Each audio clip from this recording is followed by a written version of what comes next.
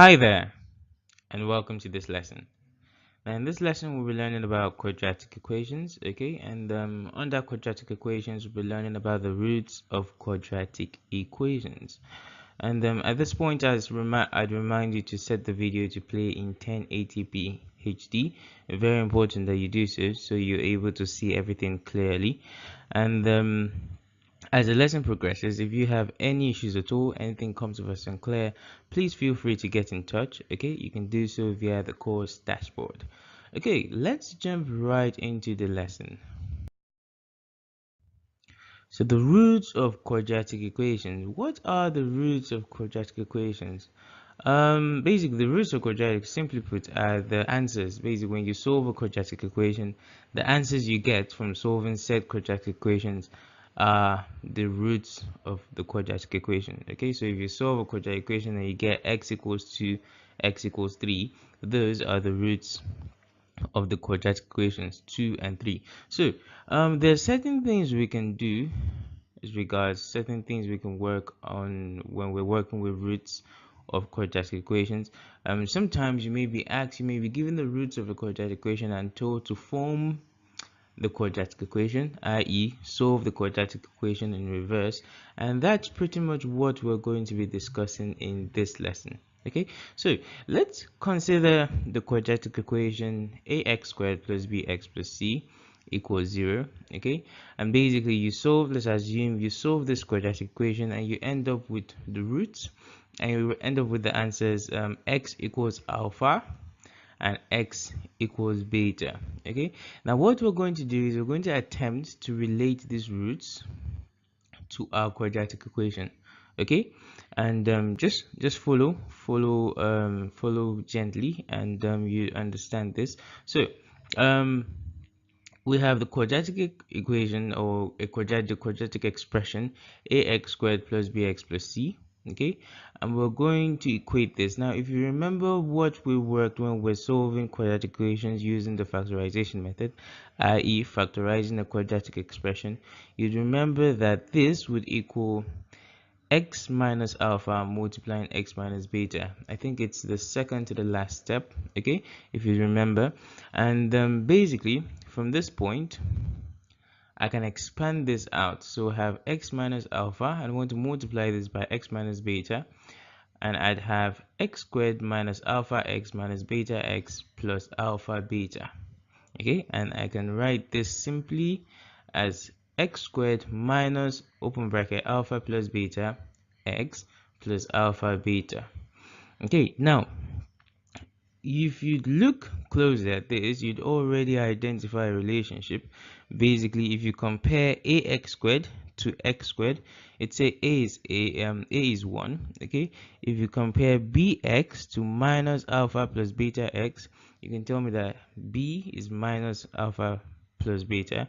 And if you compare c, you'd have that c is alpha beta. Okay, let's break this down. So comparing the expressions, you'd have that a is unity, a is 1. Okay, but sometimes you can have quadratic equations where a isn't 1, but we'll address that later on. Okay, but for this, and anytime you're working the roots of a quadratic equation, you usually assume or usually work with a as 1. Okay, now b is minus alpha plus beta. Okay, look at the comparison there. You have plus bx and you have minus alpha plus beta x, i.e. plus bx, i.e. or just b equals, or just bx is minus alpha plus beta x, i.e. b is minus alpha plus beta. Very important that you remember that b is not alpha plus beta, b is minus alpha plus beta. And finally c is alpha beta. Okay, so if you're given the roots of a quadratic equation and you're told to form said quadratic equation, you simply have that a is 1, so you have x squared. Okay, and then because you have ax squared, a is 1, so you just have x squared. And then b is minus alpha plus beta, so minus alpha plus beta x. Okay, and then c is alpha beta, and that is pretty much it. That is how you form a quadratic expression or equation, and basically you could pretty much just equate that to 0 to give you an equation. But that is pretty much how you form a quadratic equation from given roots. Okay, you simply substitute. Your first root is alpha, your second root is beta. You simply substitute those values into this expression here, or could I call this a formula? Look, you could actually call that a formula there. So you have x squared minus alpha plus beta x plus alpha beta. Okay, so let's go ahead and solve some examples. Okay, so I have example 1, and example 1 says find the quadratic equation whose roots are minus 8 and 5. Okay, simple, minus 8 and 5. And to solve that, the first thing we need to do is we need to write down our formula. Okay, it's a formula, it is a formula, so we write down our formula. All right, so we have x squared minus alpha plus beta x plus alpha beta equals 0. This is our quadratic equation, and from this point on, all we have to do is identify our parameters. Alpha is minus 8, okay, and beta is 5. And what do we do next? We simply substitute these values into our formula. Okay, so we have x squared minus alpha plus beta x plus alpha beta equals 0. When you do that, you have x squared minus alpha is minus 8, beta is plus 5, okay, x plus minus 8 times 5, and that equals 0. Simple. And from this point on, it's pretty much just straightforward arithmetic, and you'd end up with a quadratic equation: x squared plus 3x minus 40 equals 0. Okay, something to always remember: b is minus alpha plus beta. B is minus alpha plus beta. I think if I say it repeatedly, you will never forget it. B is minus alpha plus beta. All right, so let's move on. I think we have a few more examples. So example 2. Now find the quadratic equation whose roots are minus 2 over 3 and 3. Now this one is interesting because we have a fraction involved, but then it's pretty much the same process. There's really no difference there. The first thing we do is we write down our formula. Okay, x squared minus alpha plus beta x plus alpha beta equals 0. Okay, and then the next thing we want to do is we want to identify our parameters. So we have the alpha, our first root alpha is minus 2 over 3, and our second root beta is 3. Now the next thing we want to do is we simply want to impute these values into our formula. Okay, so we have our formula as x squared minus alpha plus beta x minus alpha beta equals 0. Okay, and then when we put our numbers into the formula, we have that. Okay, so we have x squared minus 2 over 3 plus 3x plus minus 2 over 3 times 3 equals 0. Okay, so let's solve the brackets out. I think minus 2 over 3. Okay, anytime I'm solving fractions, this is how I work fractions very quickly. So minus 2 over 3 plus 3, I'm going to express 3 as a fraction with a root with a denominator 3. Okay, so I have 9 over 3, and basically I have minus 2 over 3 plus 9 over 3, and I can basically just work the numerators, and I have minus 2 plus 9. I'd end up with 7 over 3. Was that clear? I think it was. So let's move on.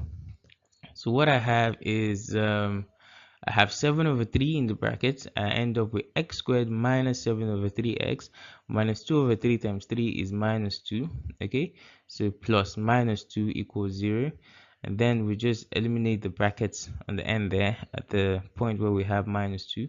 And we have x squared minus 7 over 3x minus 2 equals 0. Okay, so that's pretty much it. That is your quadratic equation. But there's something very important we want to do here, because we usually don't like fractions in our equations or in our expressions. For example, if I ask you to solve this out using the factorization method, you probably wouldn't want to do so.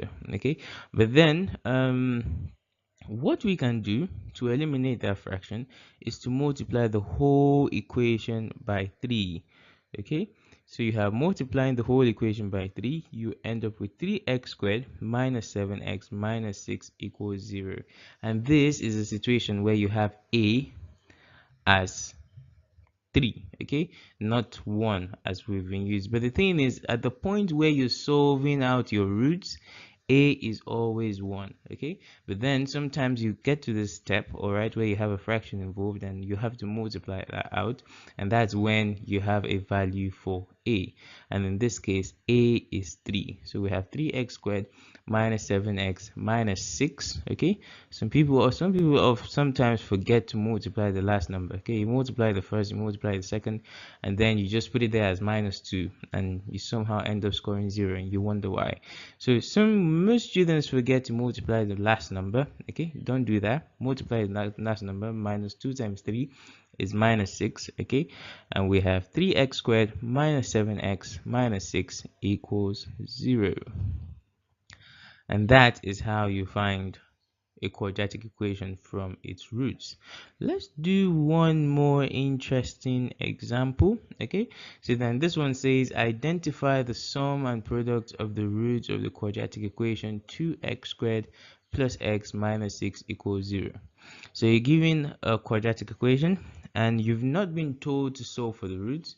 You can actually solve the whole equation for the roots and then add the roots together and multiply them, but that would take a lot more time. A simpler way to go about it is to compare your quadratic equation to our formula here. So basically we have a formula, okay. The next thing you have is you have your equation, and you want to comparing that equation to, you want to divide, okay. The first thing you want to do is you want to divide, because you have 2x squared there, okay. You want to divide all through by 2, so a is 1, i.e. a is unity, okay. Because when you're working anytime you're working roots, quadratic roots, reversing roots back to equations and all, you always work with a as 1, okay. So the first thing you want to do here is you want to reduce your quadratic equation by 2, so you have a as 1, okay. And then you can then compare your equation to our formula there, okay. And basically what you have is you have b as 1 over 2, okay, and b as minus a plus b plus beta, sorry, minus alpha plus beta, sorry. So basically we can agree that minus alpha plus beta equals 1 over 2, all right. And then you'd have, if you divide both sides by minus 1, you'd have alpha plus beta equals minus 2, which is the sum of your roots, okay. If you're wondering what we're doing here, we've just found the sum of our roots. We have that alpha plus beta equals minus 1 over 2. Simple, okay. You don't have to go and solve the whole equation, then get the roots, then add them together to get your answer. No, you just do this, reduce your equation if necessary, okay, because sometimes you can have a as 1, okay, and it won't be necessary to reduce anything. But sometimes you could have a, like in this case, as 2, so you reduce the equation, all right, and then you simply compare to our formula there. Now let's do our last step, step 4, and we want to find the product of our roots, and the product of our roots, simply put, is minus 3, okay, because you have alpha, beta, and minus 3, okay. And that would be it for this lesson, okay. And very simple, very straightforward. It's just a formula and then you compare your equations and all. So but yeah, that would be it, and that would conclude quadratic equations, okay. And shortly after this you would be getting a test, and I wish you the very best on your test. You shouldn't have any issues at all, because we've covered pretty much everything you need to know as regards quadratic equations. Okay, bye for now.